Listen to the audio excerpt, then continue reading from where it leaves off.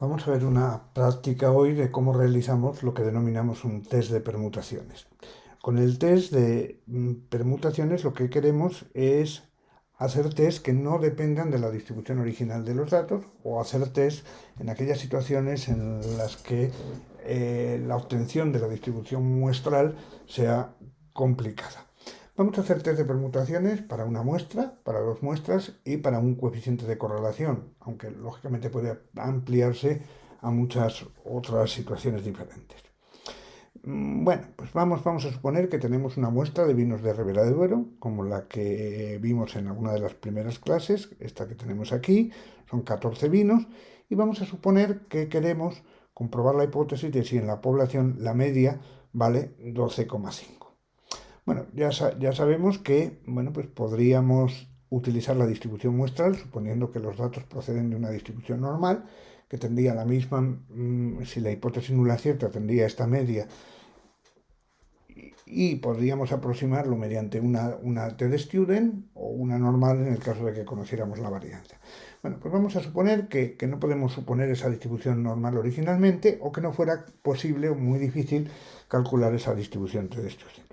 Vamos a hacerlo de una manera aproximada utilizando cálculos de ordenador y utilizando una aproximación de la distribución muestral basada en esos cálculos. Vamos a calcular la distribución muestral cuando nuestra hipótesis nula es cierta. Bueno, en primer lugar vamos a escribir en mu el valor en la hipótesis nula para utilizarlo después. Leemos los datos y voy a calcular simplemente la longitud. Bueno, en primer lugar, ya sabéis que lo que solemos hacer es que le restamos la media, dividimos a veces por la desviación típica, pero en este caso no va a ser necesario. Corro entonces la línea 12 y tengo los valores a los que le he restado el valor en la hipótesis nula.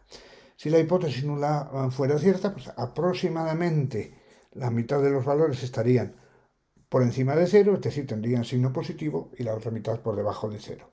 Si no es así, bueno, pues tendríamos cosas mucho más extremas, como por ejemplo, pues solo un valor por encima de cero y todos los demás por debajo, cosas de ese tipo. Bueno, pues precisamente así vamos a definir el vector de permutaciones. El vector de permutaciones va a ser un vector de unos y menos unos, tratando de indicar qué observaciones están por encima del valor en la hipótesis nula y qué observaciones están por debajo del valor en la hipótesis nula. Por ejemplo, si tuviéramos una distribución muy extrema, pues podría ocurrir que todos los valores fueran positivos o todos los valores negativos, o solamente uno negativo o solamente uno positivo. Es decir, cualquier posible combinación de signos positivos y negativos en ese vector de 14 observaciones. Bueno, pues en la teoría vimos que llamábamos vector de permutaciones a eso, a un vector de 14 componentes en este caso, con unos y menos uno, cualquier combinación posible.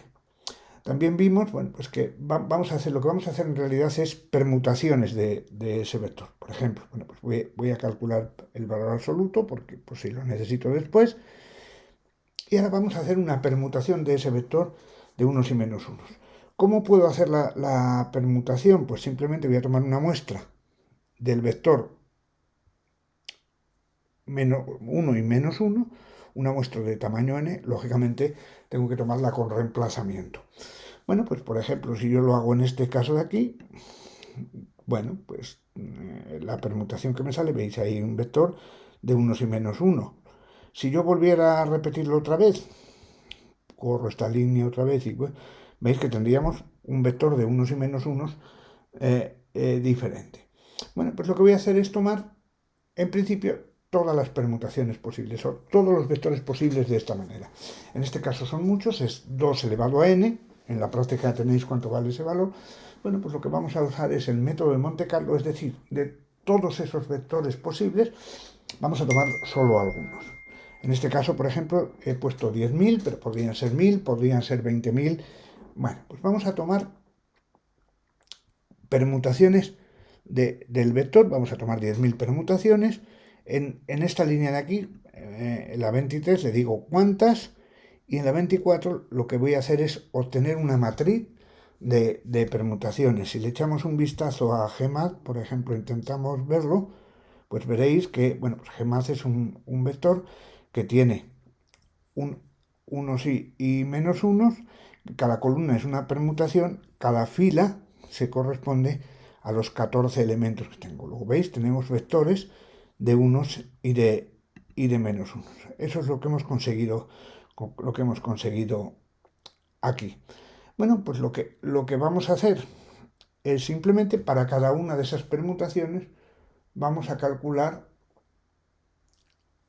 la media, por ejemplo, que es lo que tratábamos de comprobar. Esto lo hacemos aquí, lo vamos a llamar tita era el parámetro y la distribución muestral. Bueno, pues lo que vamos a hacer es que multiplicamos cada una de esas permutaciones por los valores absolutos y, bueno, pues calculamos la media.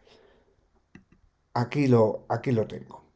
Bueno, pues veis que aquí tengo una aproximación de la distribución muestral. Es decir, ¿qué pasaría si en lugar de estos datos tuviera muchas muestras posibles con distintas combinaciones de valores positivos y de valores negativos? Quizás lo entendamos un poquito mejor cuando pasemos al caso de 2 muestras, que es un poco más intuitivo. Calculamos también la media en el caso que tenemos, una vez centrados los datos, y los ponemos en tita hat. Este es el estimador de nuestra muestra. Y tita mc es la aproximación de la distribución muestral. Bueno, voy a calcular esto. Voy a hacer un histograma para que veamos.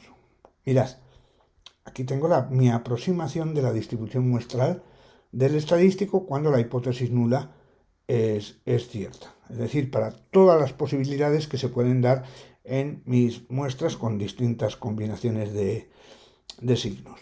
Ahora voy a colocar una línea roja en el lugar donde está mi muestra. Veis que está en el centro. Luego, observad cómo se hacía un contraste de hipótesis. Buscábamos si el valor de nuestro estadístico de contraste es probable con la muestra que tenemos. En este caso lo es. Veis que está cercano a la media del 0 que tenemos aquí. Bueno, pues ahora, ¿cómo calculamos el p-valor?